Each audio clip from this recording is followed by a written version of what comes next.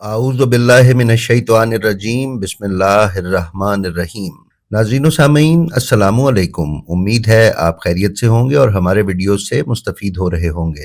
ناظرین، روز کی طرح ویڈیو پر جانے سے پہلے ہم آپ سے گزارش کرتے چلیں کہ ہمارے نئے شروع کیے جانے والے channel blend of history English کو سبسکرائب کر لیں اور اس کے بیل آئیکن پر کلک کر کے آل نوٹیفیکیشنز کی سیٹنگ کا انتخاب کر لیں تاکہ اس پر پیش کیے جانے والے محمد و آل محمد علیہ السلام کی تعلیمات پر مبنی انگریزی کانٹینٹ سے آپ محروم نہ رہ سکیں۔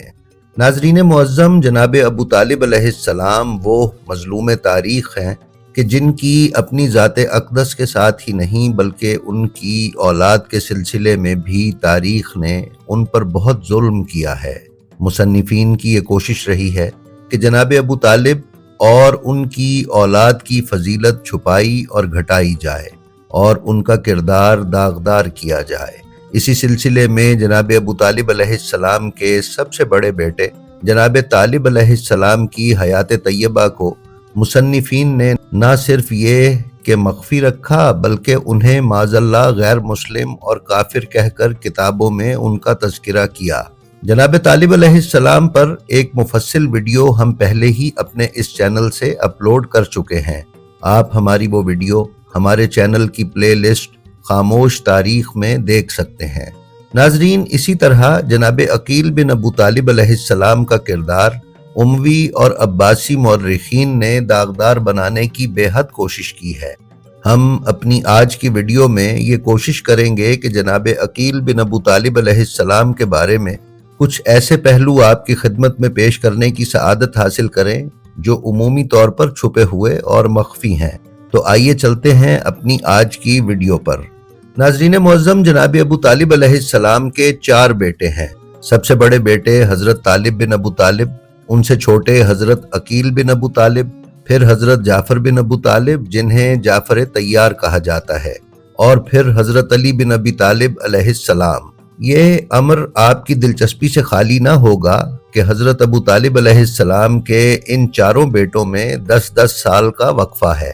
ناظرین، جناب عقیل بن ابو طالب علیہ السلام کے ولادت کے سال کے بارے میں علامہ ضمیر اختر نقوی اپنی کتاب سوانح حیات حضرت عقیل بن ابی طالب علیہ السلام میں بیان کرتے ہیں کہ آپ کی تاریخ ولادت کے سلسلے میں بھی ظالموں کے نظریہ حق پوشی نے تاریخ کو اتنا گنجلک بنا دیا ہے کہ جس کی بنا پر صحیح فیصلہ نہیں کیا جا سکتا اور نہ کسی معین تاریخ کا پتہ چلتا ہے۔ لیکن روایتوں کے نشیب و فراز پر نگاہ ڈالتے ہوئے جو نتیجہ سامنے آتا ہے اس سے اتنا معلوم ہوتا ہے کہ آپ کا سال ولادت 10 عام الفیل بمطابق 580 عیسوی ہے۔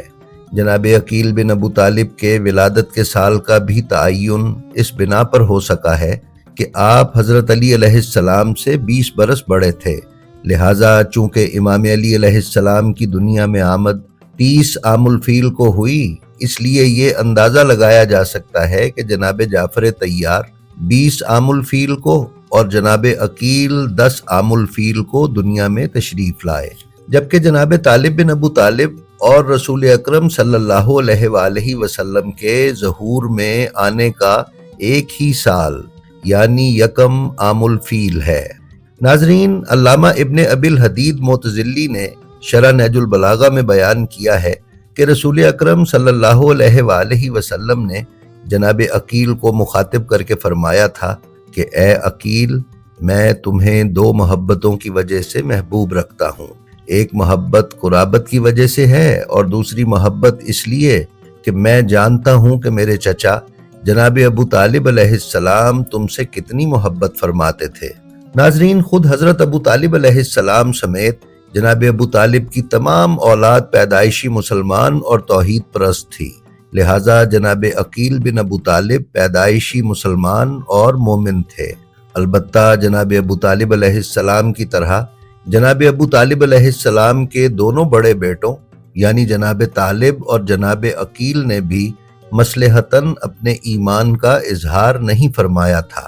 اسی لیے کتاب تہذیب التہذیب میں بیان کیا گیا ہے کہ عقیل بن ابو طالب بن عبد المطلب بن ہاشم ہاشمی، جن کی کنیت ابو سعید اور کہا گیا ہے کہ ابو عیسیٰ تھی، انہوں نے حدیبیہ سے قبل اسلام کا اظہار کیا اور غزوہ موطا میں حاضر رہے۔ ناظرین، جناب عقیل بن ابی طالب دنیا میں تشریف لائے تو انہیں جناب ابو طالب جیسی باعظمت اور با ایمان شخصیت کا سایہ اور حضرت فاطمہ بنت اسد جیسی مومنہ کی تربیت نصیب ہوئی۔ جناب عقیل بن ابی طالب کی ایک خصوصیت جس کا تاریخ کی کتابوں میں صراحتاً ذکر کیا جاتا ہے وہ ان کا علم الانساب ہے۔ کتاب اسد الغابہ میں بیان کیا گیا ہے کہ جناب عقیل قریش میں سب سے بڑے نسبدان تھے اور عرب کی جنگوں کے سب سے زیادہ واقف تھے۔ آپ مسجد نبوی میں ایک بوریے پر بیٹھے رہتے اور لوگ آ کر عرب کی جنگوں کے بارے میں ان سے پوچھا کرتے تھے۔ کتاب الاستیاب عبد البر میں اسی روایت میں لوگوں کا جناب عقیل کے پاس آ کر اپنے خاندان اور اپنے حسب و نسب کی معلومات لینا بھی بیان کیا گیا ہے۔ انہی خصوصیات کے ساتھ ساتھ جناب عقیل میں ایک خصوصیت یہ بھی تھی کہ وہ بہت حاضر جواب تھے اور اس فن میں ان کا کوئی جواب نہ تھا، یعنی اس فن میں ان کا کوئی ثانی نہ تھا۔ ناظرین، اپنوں کی بزم میں اپنی رائے کا اظہار اور حاضر دماغی بڑی بات نہیں ہے، لیکن مخالفین کی محفل میں حاضر جواب ہونا اور اپنی بات منوا کر اٹھنا بڑی بات ہے۔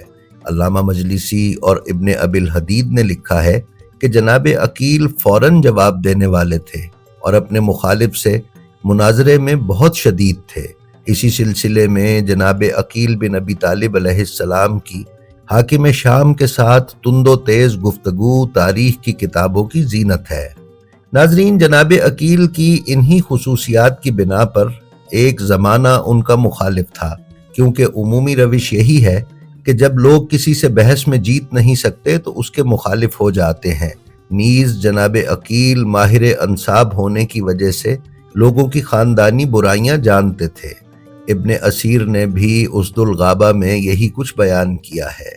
شیخ عباس قمی نے منتہی الامال میں لکھا ہے کہ جناب عقیل سے لوگ بغض رکھتے تھے کیونکہ وہ لوگوں کے نیک و بد سے واقف تھے اور صاف صاف بیان بھی فرما دیا کرتے تھے۔ ناظرین، جناب عقیل بن ابو طالب نے دربار شام میں حاکم شام کے ساتھ وہ گفتگویں اور بحثیں کی ہیں کہ جن کو اگر بیان کیا جائے تو اتحاد بین المسلمین میں رکھنا پڑ سکتا ہے، لہٰذا ہم نے ان مباحث کو عمدن اس ویڈیو میں ترک کر دیا ہے۔ ہمارے ناظرین، جناب عقیل اور حاکم شام کے درمیان ہونے والے یہ طویل مباحث علامہ ضمیر اختر نقوی کی کتاب سوانح حیات حضرت عقیل علیہ السلام بن ابی طالب میں مطالعہ فرما سکتے ہیں۔ ناظرین، جناب عقیل بن ابی طالب علیہ السلام پر ایک بہت بڑا بہتان اور جھوٹ یہ بھی ہے کہ جناب عقیل بنی امیہ کی مدد کرتے تھے۔ اس سلسلے میں علامہ تقی الدین مقریزی نے شرح نہج البلاغہ میں لکھا ہے کہ بنی امیہ یہ گمان کرتے ہیں کہ جناب عقیل نے حضرت علی کے مقابلے میں حاکم شام کی مدد کی، لیکن یہ سراسر غلط ہے کیونکہ امیوں نے ہی ان کے بیٹے جناب مسلم ابن عقیل کی گردن کاٹی تھی۔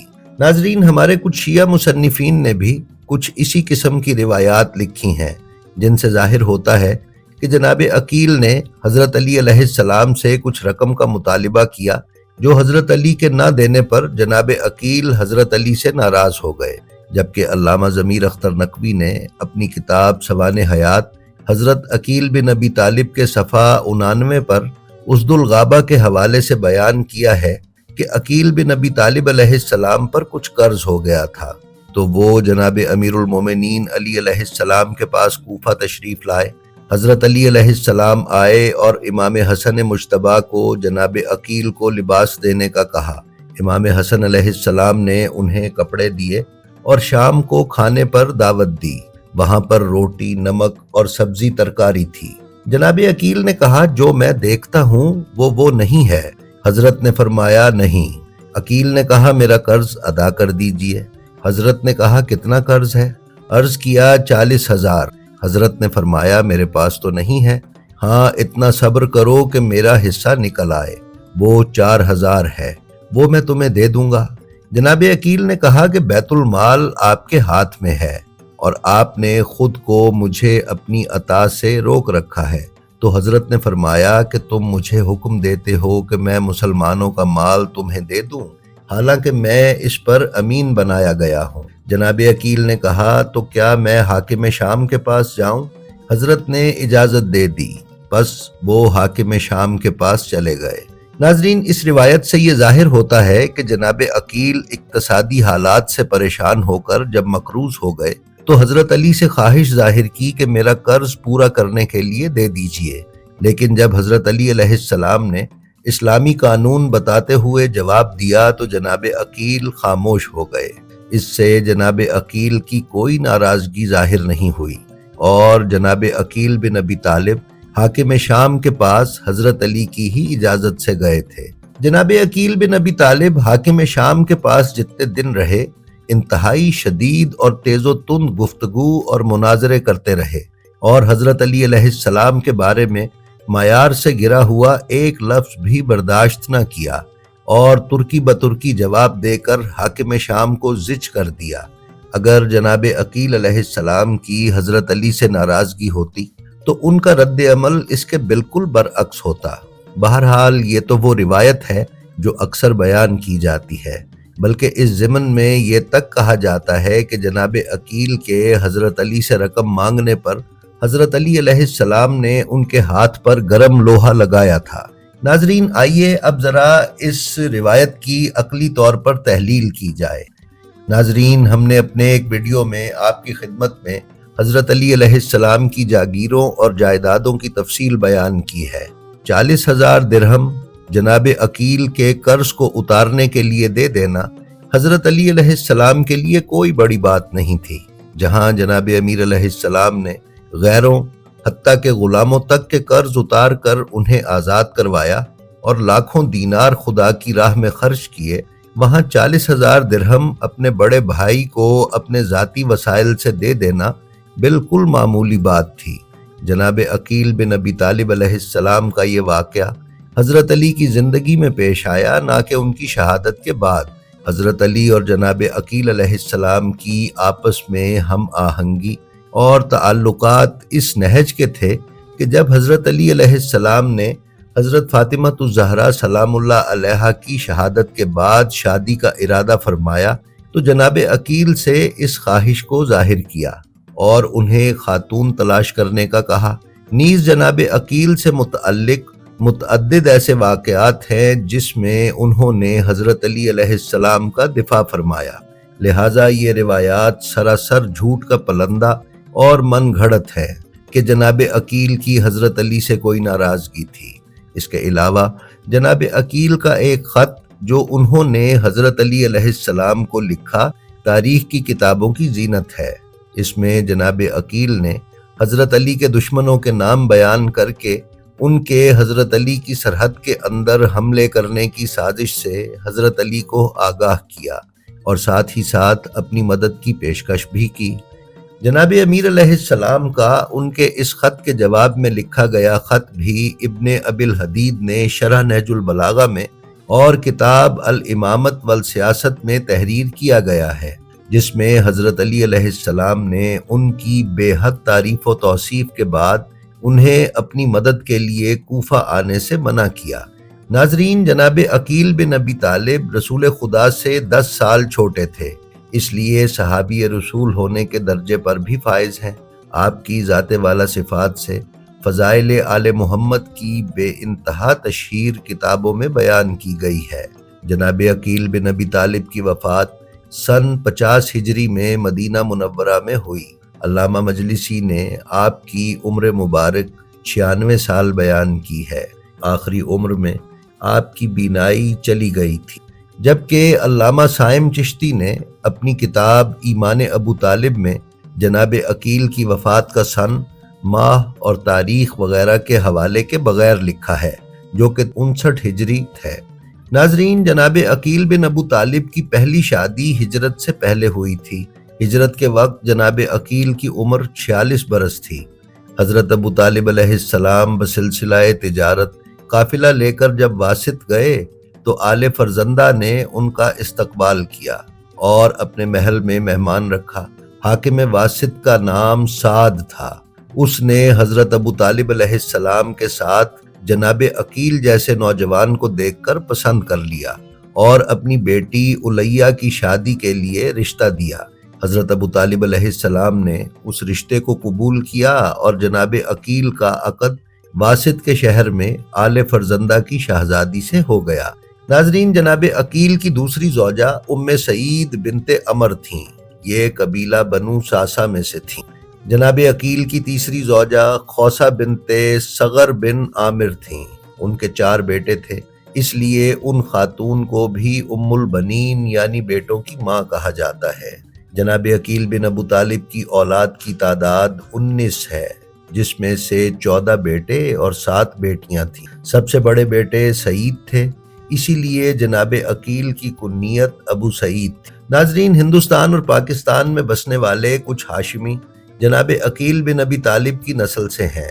اردو کے مشہور مرثیہ گو مرزا فصیح کے بارے میں یہ مشہور ہے کہ شیب ابی طالب میں وہ مکان جو رسول اکرم صلی اللہ علیہ وآلہ وسلم نے حضرت عقیل بن ابی طالب کو ہبہ کر دیا تھا اور حضرت عقیل کو ہی خانہ کعبہ کا متولی مقرر کیا تھا، وہ مکان مرزا فصیح کو وراثت میں ملا تھا۔ اردو کے مشہور شیعہ مرثیہ گو شاعر نجم آفندی مرزا فصیح کی ہی نسل سے تھے۔ جی تو ناظرین، یہ تھی ہماری آج کی ویڈیو۔ ہمیں امید ہے یہ آپ کو پسند آئی ہوگی۔ ہماری آپ سے گزارش ہے کہ آپ اپنا اور اپنے متعلقین کا بے حد خیال رکھیے اور اللہ کی مخلوق میں آسانیاں تقسیم کرتے رہیے۔ اللہ آپ کا حامی و ناصر ہو۔ السلام علیکم۔